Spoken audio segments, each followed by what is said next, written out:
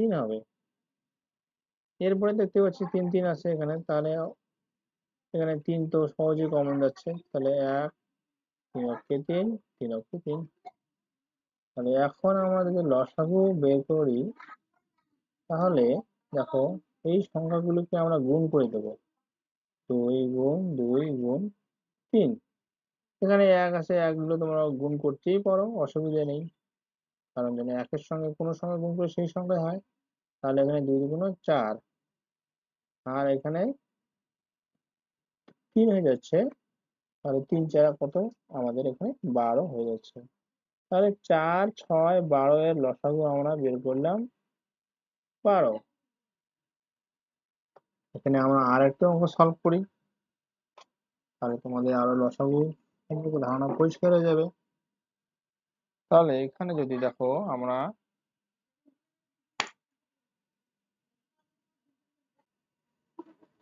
10 15 এবং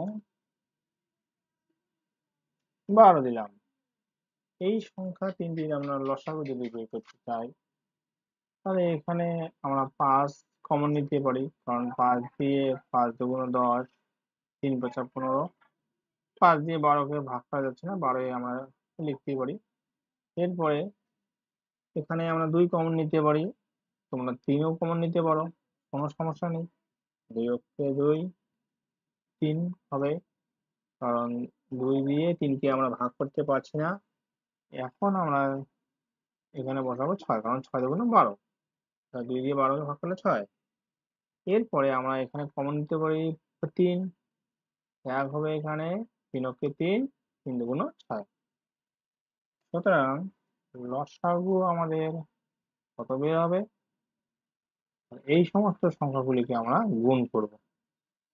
5 গুণ 2 গুণ 3 গুণ 1 গুণ 1 গুণ 2, তাহলে 5 দুগুণ 10,